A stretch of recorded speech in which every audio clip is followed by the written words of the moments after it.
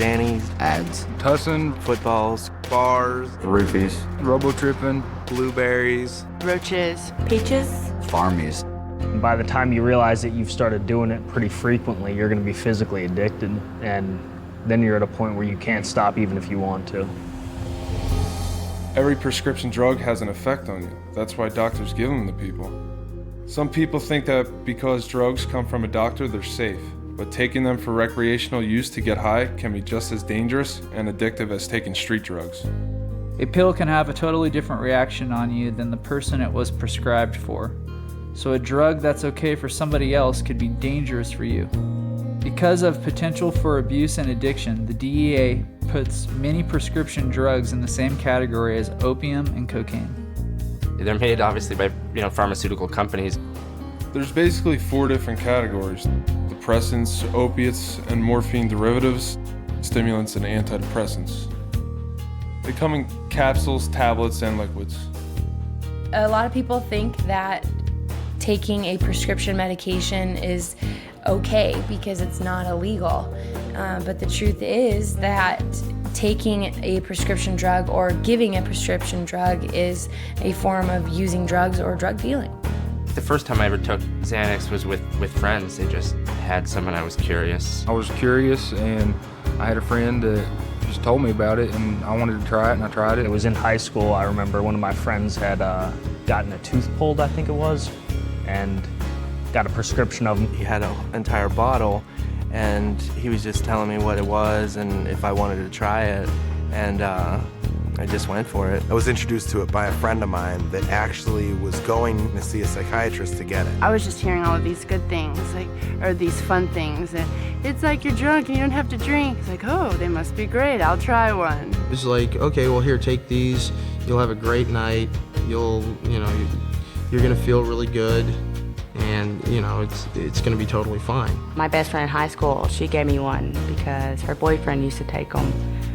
And she thought that they made her more comfortable around him and more secure about herself. And so she was like, hey, try one, I'd try anything that anybody had, just test out different prescriptions, and it just kept moving up. I wasn't picky about what kind I took, whether it was Klonopin or Xanax or Valium.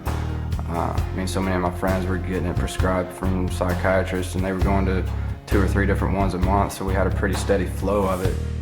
I started going to doctors and, telling them a lie about trying to get Xanaxes, telling them that I couldn't concentrate at school, or I was just nervous or not comfortable around anybody. Then I would start getting prescriptions. Being that they're prescribed, it was easy to justify to myself that I was probably the kind of guy who needed this kind of thing, and it was okay. At school, I didn't really remember the day, or it made the day go by really quickly. So I got them as often as I could, and I took them as often as I could. They tend to blur reality quite a bit, and the days sort of run into one another. Days turn into weeks, that turn into months, and you don't realize it just sort of slips away from you. Because I wasn't experiencing anything that I cared about in life. I didn't have any feelings. I didn't have any emotions. Kind of lulled myself into a false sense of security, feeling like I was getting away with stuff, even though I'd still have to deal with it when I came down. You're constantly high, so you're not yourself. You're not the person that anyone in your life knew you as. You're some stranger to them, and you're mean. I would steal from my mom, I would steal from my brother, I would act out at family functions, I'd make a fool of myself, I would embarrass them, I would tell them things that I didn't mean, be very hateful. And it got to the point where my family kicked me out of the house and weren't willing to have me around when I was taking it because of how violent I would get. Within 24 hours, you're starting to come down and you crash off of it. Feeling like the worst case of the flu, can't move, can't think, just don't feel like yourself at all. Feel yourself starting to get depressed, being just less happy with everything around you. I was very depressed. My panic attacks and anxiety was at a very high point. I would be very emotional. I would start crying, angry. When you're in that position, when you're feeling really physically ill and you know that you can get rid of it, it can be gone in 20 minutes. It's just all too easy to reach over and grab some more. By the time somebody's been addicted for so long, they don't have enough strength left in them to actually try and do that, so it's just easier to stay high. I would black out, and you're like, okay, what happened for the last 2 days? You'd piece things together, and you couldn't remember it one bit, totally black. When I would black out, I was completely awake, but I have no recollection of what happened. On my way home from the party, I got into 3 different car accidents because I was blacked out and I had no idea what I was doing. Got to my mom's house and the cops were coming. I knew they were coming. My only solution was my plan was to blow up my car in my mom's driveway. So I went out and I set my car on fire. I passed out at a party. I woke up. The next thing I knew, I was at a hospital, and my friend that I was at the party with told me what happened and said that I took about 20 Xanaxes that night. They called an ambulance, took me to the emergency room, and they had to pump my stomach. They thought I was trying to kill myself, but I was just trying to get high. I was drinking with the guy, and he kept on encouraging me to drink more, and I didn't understand. I just didn't really question it. I think I was 16.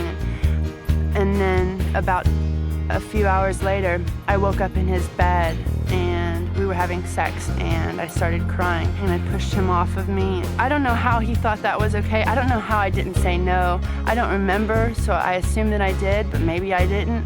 Like you just don't know. When you use Rohypnol and you're forgetting everything, you have no idea what you really did. A guy that I used to know is on death row now in Arizona because he was on Rohypnol.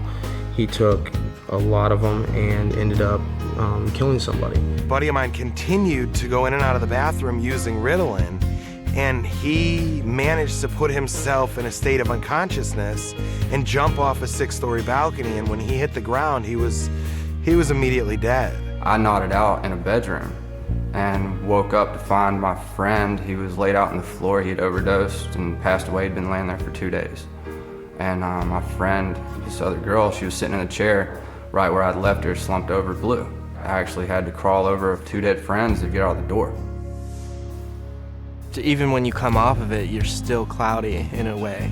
Can't comprehend, short-term memory loss. Things don't seem to be as clear in my mind. Things don't seem to connect as quickly in my mind. I don't remember any of the times that I was blacked out. Everything that I know from when I was blacked out comes from third party, so there's definitely chunks of my life that I'm missing, and I don't know that I'll ever get them back. There's weeks of time that I have no idea, what was going on. The people who want you to buy these drugs don't care. They really don't care about what happens to you. They want the money, and that's really what it comes down to. Otherwise, they just wouldn't do it. They wouldn't make it sound so good. They wouldn't make it sound so interesting. They wouldn't make it sound like this thing that it's gonna be this one-time fun thing. If I knew what the side effects and the consequences, and if I knew that I was going to be the way I was, there would be no way that I would have ever taken Xanaxes, because still to this day, I have a lot of regrets. The biggest danger of it is seriously the word of mouth. People talk about it and always talk good about it because they think it's okay, it's not going to hurt you. But it's just as hard on you as a cocaine would be. Eventually it gets to where it grabs hold of you and sucks you in. Just because it's readily available, or just because you can get it from your doctor, or just because your mom has it in the medicine cabinet or whatever, doesn't make it okay, and it doesn't mean that it's safe. I remember when I was little, you got TV saying just say no. I'm like, okay, just say no, whatever. But nobody ever says this is gonna kill you. This is gonna take your life away. This is gonna make your family hate you. It's gonna make your girlfriend hate you. It's gonna make life a living hell. I probably would have listened to him.